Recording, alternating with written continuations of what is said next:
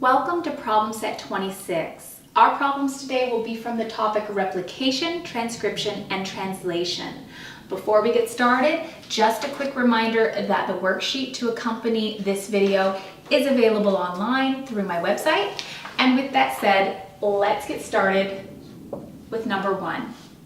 Number one, what is the name for the process in which a single strand of RNA is synthesized from DNA? Hopefully you'll recognize that description as the process known as transcription.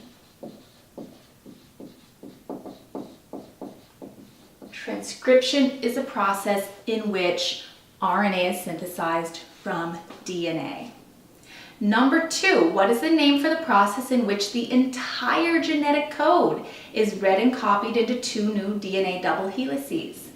That is the process known as DNA replication, replicating the entire genetic code.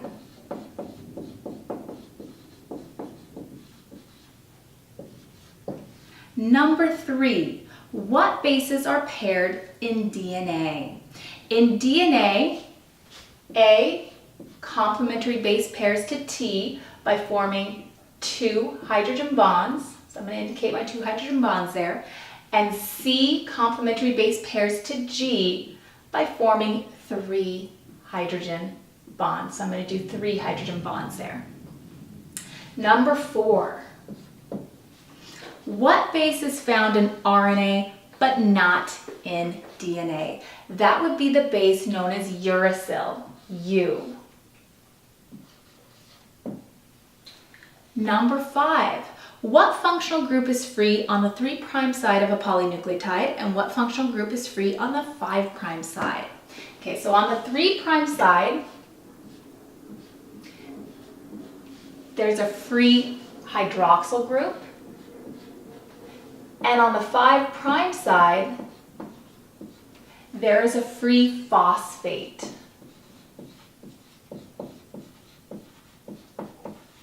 So just to kind of remind you of what a nucleotide looks like and why we call it a 3' and a 5', just going to draw really quickly.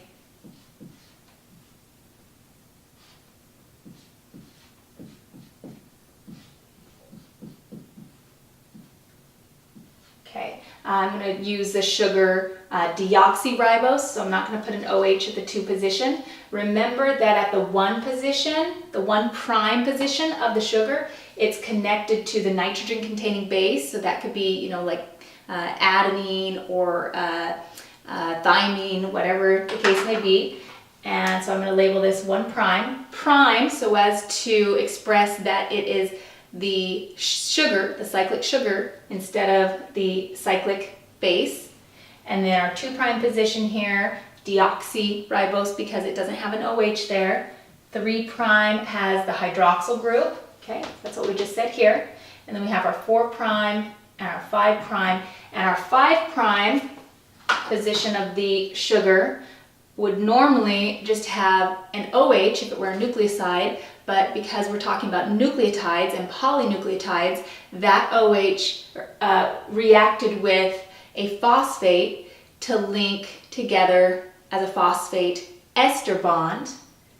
And so I'm going to draw a phosphate here for a nucleotide, and the phosphate is off of the 5' position. So again, that's why I wrote phosphate here for what functional group to expect in the 5' position. And then when this nucleotide reacts with another nucleotide, the 3' hydroxyl will react with the phosphate off of another nucleotide, creating a phosphate diester bond. And so the 5' end of that now dinucleotide, because it has 2 nucleotides linked together, would still be a free phosphate. And then you could see that there would still be a free OH at the 3' end of that dinucleotide as well. Okay, so hence our answer here for number 5. Let's erase and go on to number 6.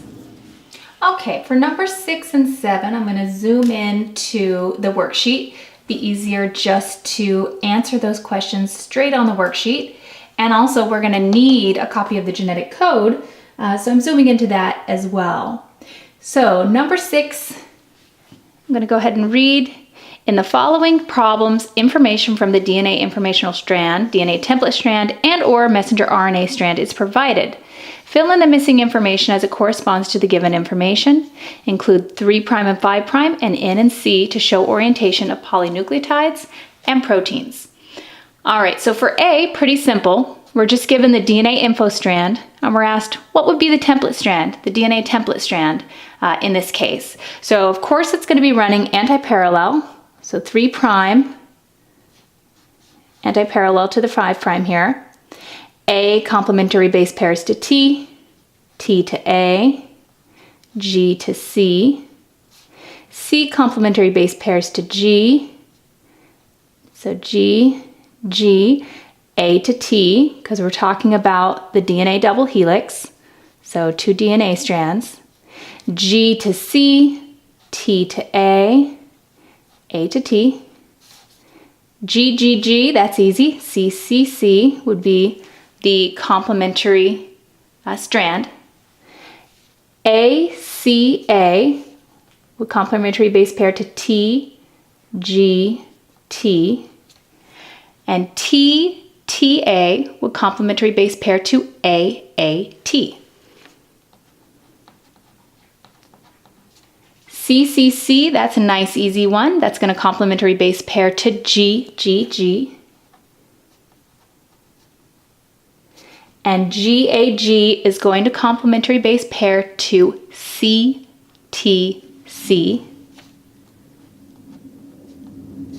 And then 5' to indicate our anti-parallel strand.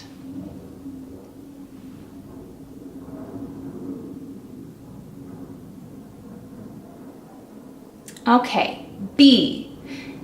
Now we're given the code on the template strand, and we're asked what would be the code for the complementary base paired informational strand. All right, so now we're going to write 5' because it's anti-parallel, and this one starts with 3'. GTC is going to complementary base pair to CAG.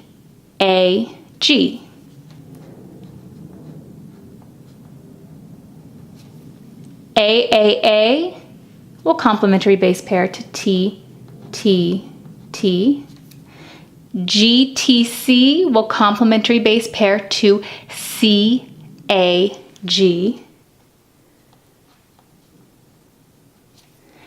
ATA to TAT. ACC will complementary base pair to TGG. TCG will complementary base pair to AGC. CCC, that's a nice easy one, GGG. And GGG to CCC, and don't forget it's going to run anti-parallel, so close here with a 3'. All right, the next one's a little more complicated. They're giving you the informational strand. They want to know what is the DNA template strand, what is the messenger RNA strand that is transcribed from that template strand, and what is the protein structure that is formed in translation. So a lot of work here. So let's just start with the template strand. Running anti-parallel, we're going to get ATG complementary base pairing to TAC. CCA would complementary base pair to GGT. GTA complementary base pairs to CAT.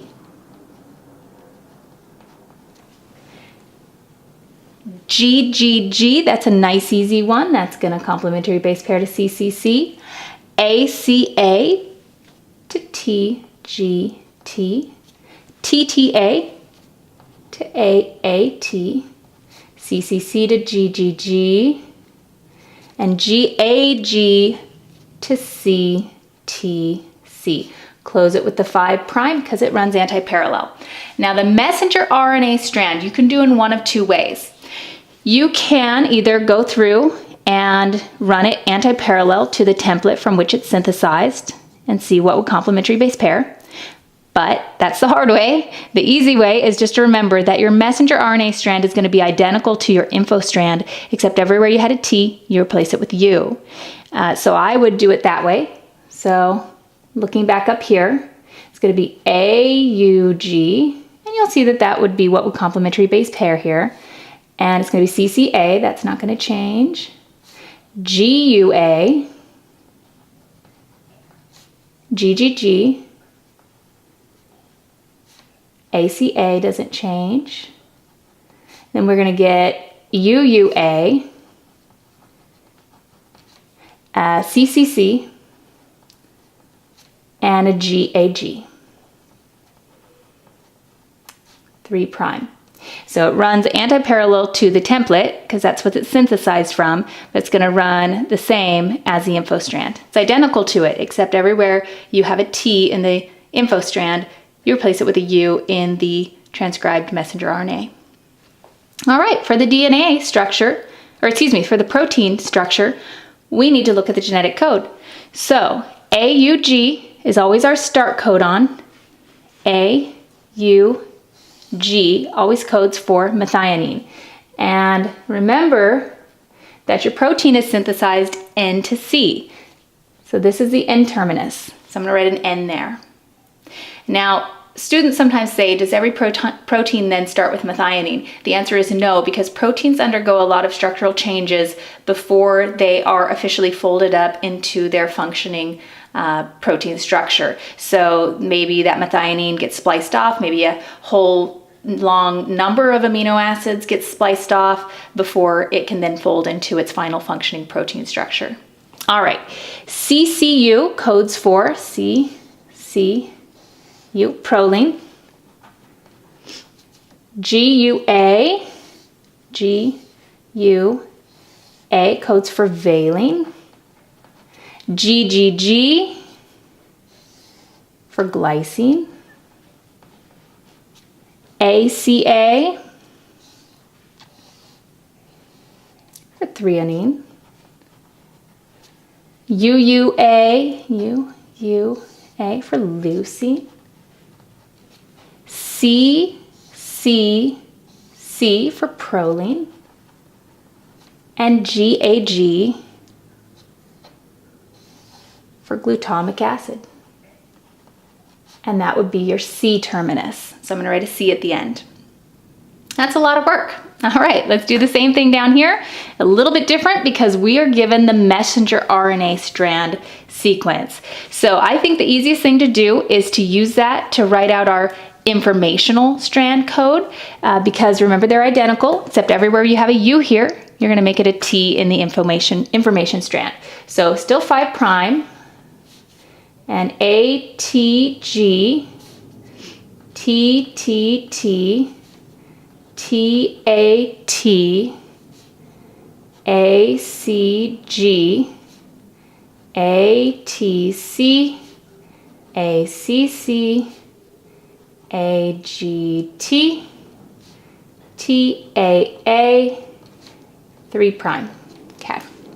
Now, figure out what complementary base pairs to that to make up your template strand.